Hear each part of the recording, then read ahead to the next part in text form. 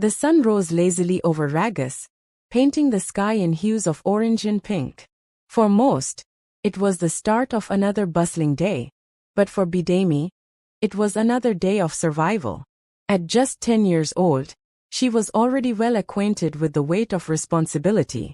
Bidemi, hurry up.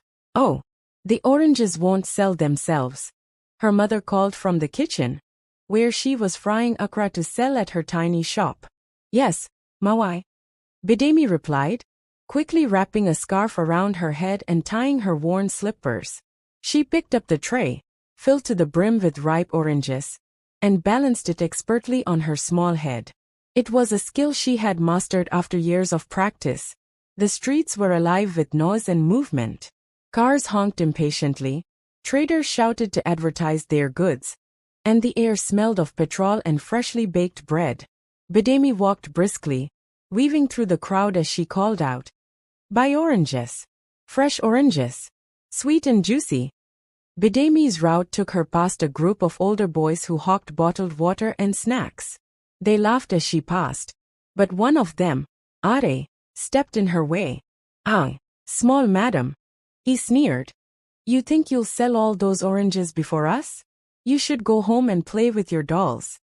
Bidemi glared at him, her small frame rigid with defiance. "Move out of my way, Are. I'm not here to play."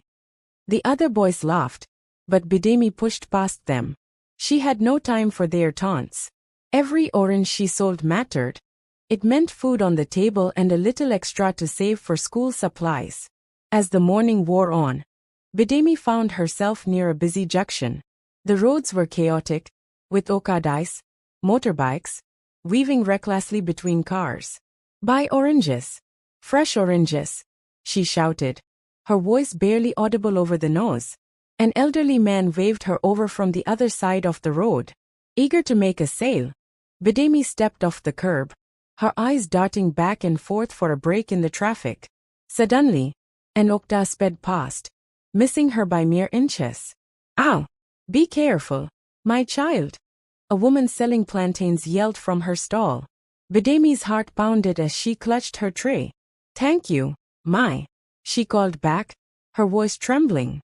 She took a deep breath and crossed the road safely, vowing to be more careful. At the market, Bidemi's biggest challenge was competition.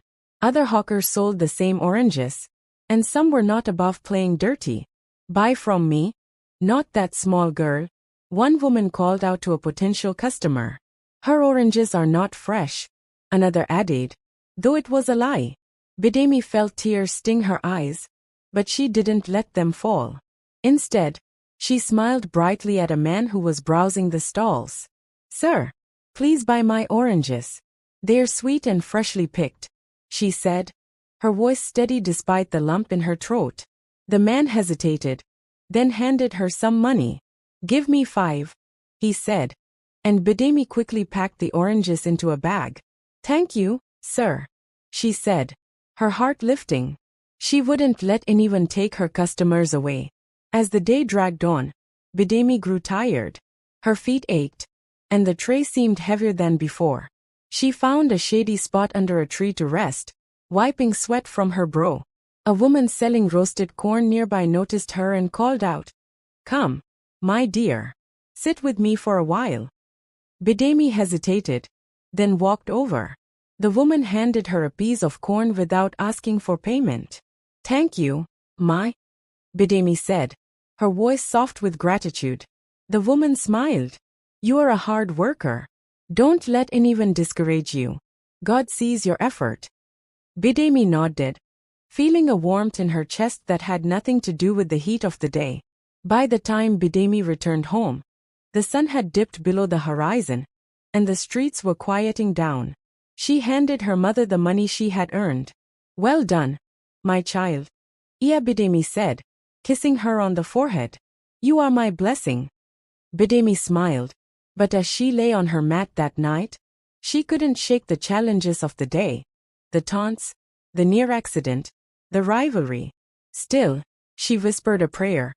"God, please help me and Mama. I'll keep working hard, but we need a miracle." And with that, she drifted off to sleep, the faint hope of a better tomorrow tucked deep in her heart.